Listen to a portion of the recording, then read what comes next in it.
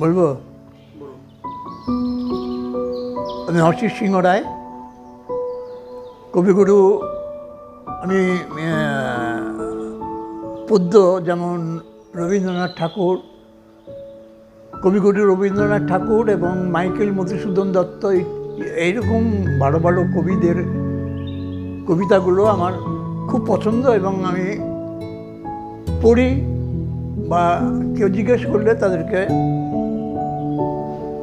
তাদের সামনে এই পদ্যগুলো আমি বলতে থাকি। তারাও আনন্দ পায়, আমিও আনন্দ পাই। যাই হোক, আজকে আমি কবিগুরু রবীন্দ্রনাথ ঠাকুরের একটা দেবতা বিদায় বলে কবিতা আপনাদের সামনে প্রস্তুত করছি। আশা করি ভালো লাগবে।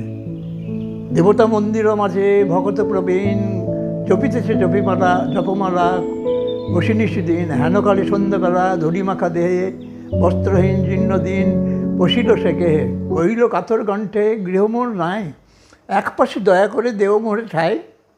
শশাঙ্কচে ভক্তবর কহিলেন তারে, আরে আরে অপবিত্র, দূর হয়ে যারে। সে কহিল চলিলাম, চক্ষের নিমিষে ভিখারি ধরিল মূর্তি দেবতার বেশে। ভক্ত কহে প্রভু মোরে কি ছল চলিলে, দেবতা কহিল মোরে দূর করে দিলে। জগতে দরিদ্র রূপে ফিরি দয়া তরে, গৃহহীনে গৃহ দিলে আমি থাকি ঘরে। আচ্ছা, আশা করি নিশ্চয়ই আপনাদের ভালো লাগবে। নমস্কার, অসিত সিংহ রায়।